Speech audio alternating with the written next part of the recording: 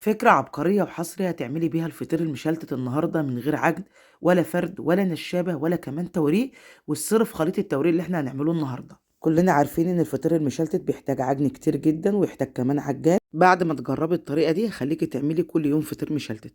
شايفين جمال الله اكبر؟ وانت بتاكليه انت مش عارفة انت بتاكلي بغاشة ولا بتاكلي ملفيه. خطير يا جماعة. ان شاء الله هتجربوا طريقتي وهتدعولي. في طبق عميق هتضيفي كده معايا كيلو من الدقيق، وهنضيف عليه معلقتين صغيرين من السكر او معلقة كبيرة، ونص معلقة صغيرة من الملح. وهنبدأ نقلب، مش هنضيف أي إضافة تانية خالص غير المية. هنحتاج معانا لكيلو الدقيق 3 أكواب من المية. ودايما خليكي مسيطرة على العجين، فخلي جزء كده من المية. أنا عارفة إن أنا هحتاجه، بس زي ما قلت لكم عشان نبقى مسيطرين على العجين. زي ما انتم شايفين كده هحتاجه. أنا قلت لكم في البداية إن أنا مش هعجن. أنا فعلا ما عجنتش، أنا بس لميت الدقيق بالمية.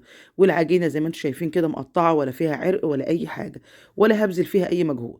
يا دوب ضفت كده على وشها كده رشة من الزيت، وهغطيها بكيس واسيبها ترتاح ربع ساعة نص ساعة. الفطير بالذات كل ما تسيب العجينة بتاعته ترتاح كل ما يفرد معاكي حلو قوي قوي.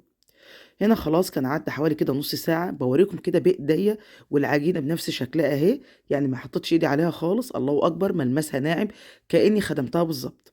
هنا بقى هبدأ اطلع كده العجينة من الطبق. وهنا ملحوظة مهمة قوي قوي، قبل ما تحطي العجينة في الطبق حطي رشة زيت الاول. حطيت طبعا على العجينة على الوش، لكن نسيت احط كده في الارضية، فانت بحط كده ايه رشة زيت عشان ما تضطريش تقعدي تسلكي العجين من الطبق. العجين هنا بقى طبعا بعد ما ارتاحت نص ساعه، عايزه اقول لكم زي الملبن في ايديا. عايزه اقول لكم هي مش محتاجه حتى ان هي تتدلك، بس انا حبيت كده اديلها ايه دلكتين كده بايديا عشان العجينه معايا تبقى ناعمه وحلوه قوي قوي. وبعد كده برضو هضيف كده عليها رشه من الزيت. وبرضو هندهن الطبق بتاعنا كده برشه من الزيت زي ما قلت لكم. ونسيب العجينه ترتاح تاني لمده نص ساعه. زي ما قلت لكم كل ما نسيب العجينه ترتاح كل ما هتاخدي نتيجه حلوه قوي قوي. الفطير مش محتاج منك غير ان العجينه تريح بس، مش اكتر من كده. حتى كمان انا النهارده استخدمت معاكم يعتبر ارخص نوع دقيق موجود في السوق، اللي هو دقيق الطيبات لكل الاستعمالات. ولا جبت الضحى ولا جبت دوبيلا بسعر غالي، لا ده انا مستخدمه الطيبات، يعني يعتبر ارخص حاجه، حوالي ب 22 جنيه. وما شاء الله النتيجه زي ما شفتوا كده معايا في البدايه، مش محتاج ان انا اتكلم كتير. سيب بقى العجينه بتاعتنا ترتاح على ما نجهز كده خليط التوريق. كيلو دي هيحتاج معانا ربع كيلو من الزبده، استخدمت الزبده اللي هي الجاموسي الفلاحي. وعليها معلقه كبيره من السمنه البقري. وهضيف عليها دلوقتي بقى معلقه من الدقيق ومعلقه من النشا. وهنضيف ربع معلقه صغيره من البيكنج باودر. ومعلقه قشطه من وش الحليب دي انا بكون محتفظه بيها في الفريزر. وهناخد بقى خليط التوريق ده نضربه معانا في الكبه.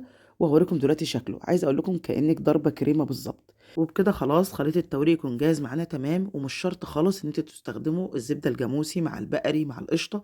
المتوفر عندك اشتغلي بيه، ممكن سمنه على زيت، ممكن زبده مع زيت، ممكن زيت بس لاخواتنا المسيحيين لو حابين يعملوها صيامي. العجينة بتاعتنا خلاص كانت ارتاحت. الله أكبر، تحفة ومطاطية جدا لأنها ما شاء الله ارتاحت كويس. كل ما ترتاح زي ما قلت لكم كل ما تديكي نتيجة حلوة جدا. هنضيف على الرخامة رشة من الدقيق ونجيب العجينة ونبدأ نفردها كده بإيدينا، مش محتاجين نشابة ولا أي حاجة. العجينة مرتاحة بما فيه الكفاية، علشان كده بتتفرد معايا سهل. لو عايزة تفرديها بنشابة مفيش مشكلة، طبعا احنا مش عايزينها رقيقة ولا أي حاجة. سمكها تخين عادي جدا. أنا هفردها على قد ما أقدر على الرخامة، على حد ما إيه توصل معايا. يعني طول ما بتتفرد معاكي بتفردي. وبعد كده هنجيب بقى خليط التوريق وندهن بقى طبعا ايه العجينه كلها. طبعا مساحه التصوير عندي ضيقه، لكن هي طبعا ماليه الرخامه كلها، الله اكبر ما شاء الله يعني. بعد ما دهنت العجينه كلها ببدا كده الفها رول، وتحاولي كده تضيقي على قد ما تقدري وانت بتلفي الرول لحد ما تلفيها كلها. وبعد كده هنبدا دلوقتي نقطعها مع بعض. هقطعها على 3 فطاير، يعني كيلو دي هيعمل معايا 3 فطاير. تقدري تعملهم متساويين او تعملي حجم كبير حجم صغير براحتك خالص. تقدري تعمليه زي فطير الافران، هيعمل معاكي، عايزه اقول لك ممكن يعمل معاكي 10 فطاير 12 فطيره لو عايزاه زي فطير الافران اللي هو الصغير.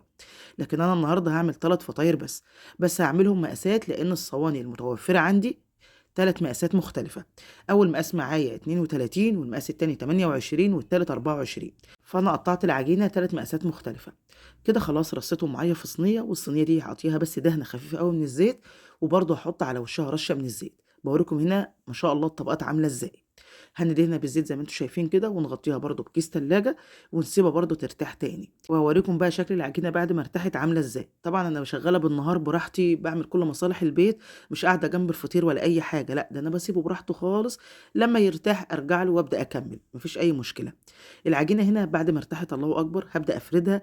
شايفين هي في الصينية كان حجمها قد ايه؟ عايزة اقول لكم ملت معايا الرخامة ما شاء الله يعني. ومطت معايا جدا، وهبدا افردها زي ما انتم شايفين كده بايديا، برضو مش محتاجه نشابه ولا اي حاجه. تفضلي تفردي لحد ما تفرد معاكي، تاخد المساحه بتاعت الرخامه بتاعتك كلها. اعتقد لحد دلوقتي الموضوع سهل جدا وبسيط، ولو انت مبتدئه تقدري تعمليه. بس اهم حاجه قبل ما نكمل بقى الفيديو بتاعنا، لو نسيت تحط اللايك ادعمي الفيديو ده باللايك والشير، عشان وصفه النهارده تستحق ان هي توصل لكل الناس. بعد ما فردت العجينه بتاعتي كويس، دهنتها برضو كده بخليط التوريق، وهبدا دلوقتي اطبقها. بطبقها بالشكل اللي انتوا شايفينه ده، والله اكبر العجينه باينه ان هي كانت مساحتها كبيره على الرخامه بعد ما طبقتها كده 3 طبقات. هنبدا بقى برضو نفردها زي ما انتوا شايفين. وبعد كده بعد ما افردها هديلها كده برضو كده من خليط التوريق مسحه خفيفه قوي. كل ما بعمل طبقه بدي يا دوب مسحه خفيفه كده بايديا. وبعد كده هنلفها دلوقتي، هوريكم هلفها ازاي على شكل دايره. انا بس بفردها، لان كل ما بتفردي كده بايديكي كل ما بتديكي معاكي طبقات اكتر، وبتكون رقيقه وحلوه قوي قوي. فردتها كويس جدا بالشكل ده، وبرده دهنتها. وهنبدا دلوقتي كده نلمها كلها على بعضها. بتبداي تجيبيها كده زي الظرف، تلميها كلها بالشكل ده لحد ما تكوريها على شكل دايره. طبعا احنا لو خدناها بالشكل ده وحاولنا ان احنا نفردها في الصينيه طبعا مش هتتفرد. احنا بنلمها بس، وبنجيب الصينيه اللي احنا هنسويها فيها، ندينها مسحه بالزبده، ونبدا نحط العجينه بتاعتنا. وبرضه هنغطيها بكيس تلاجة، وعلى بس ما تعملي الفطيرتين التانيين هتكون هي ارتاحت معاكي، هتتفرد معاكي سهل جدا. وهوريكم دلوقتي شكلها واحنا بنفردها. طبعا انا خلصت الفطيرتين التانيين وحطيتها بكيس تلاجة زي ما انتم شايفين، وهبدا دلوقتي افردها معاكم. العجينه بتاعتك تعرفي ان هي ارتاحت ازاي لما تيجي تفرديها، تتفرد معاكي سهل وما تتعبكيش خالص. لكن طبعا لو العجينه مش مرتاحه هتلاقيها عامله زي الاستيك، تروح وتيجي كده معاكي وما انتش عارفه تفرديها. لكن انتوا طبعا شايفين قدامكم ما شاء الله العجين بيتفرد معايا سهل ازاي. بعد ما بفرد الفطيره طبعا برضو بحط على وشها خليط التوريق. ودي كده الفطيره التانيه. طبعا انا ما فردتش بقى كله قدامكم، عملت بس اول واحده وكملت الباقي عشان طبعا ما طولش عليكم. طبعا انا اسفه ليكم فيديو النهارده طول معاكم، بس حبيت اقول لكم كل التفاصيل عشان يطلع معاكم ناجح جدا زي ما انا عملته، وزي ما الفلاحين بيعملوه هتبقي شاطره جدا فيه. ودي بقى كده الفطيره الثالثه اللي هي اصغر واحده. هنبدا بقى دلوقتي نشوف التسويه. التسوية يا جماعة هي أهم حاجة في الفطير. الفطير ده لازم يدخل على فرن ساخن جدا.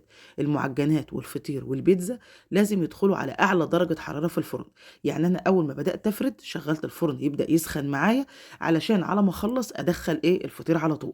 بندخل الفطير الفرن، عايزة أقول لكم ما بياخدش وقت وبيقب معاكي على طول، وبيطلع معاكي طري. بس أول ما بتطلعيه من الفرن بتغطيه بكيس وبتغطيه بفوطة عشان يرد من حرارة الفرن حتى لو هو نشف. لكن الله أكبر الفطير معايا حلو جدا، لأن أنا سخنت الفرن حوالي كده بتاع حوالي 25 دقيقة، فكان سخن قوي قوي. الفطير ما خدش معايا وقت خالص. الله أكبر، مفيش أحلى ولا أجمل من كده. أحلى فطير مشلتت ممكن تاكلوه في حياتكم. سهل جدا زي ما شفتوا كده معايا. كل القصة إن أنت تسيبي العجينة ترتاح، تاخدي نتيجة حلوة. وزي ما أنتم شايفين شفاف جدا مورق. الله أكبر، يعني عايزة أقول لكم الولاد وهم بياكلوه وجوزي يعني كانوا مبسوطين جدا من الفطير. يعني بيقولوا لي من أحلى المرات اللي عملت فيها فطير. جربوه، شيروا الفيديو ده لكل حبايبكم.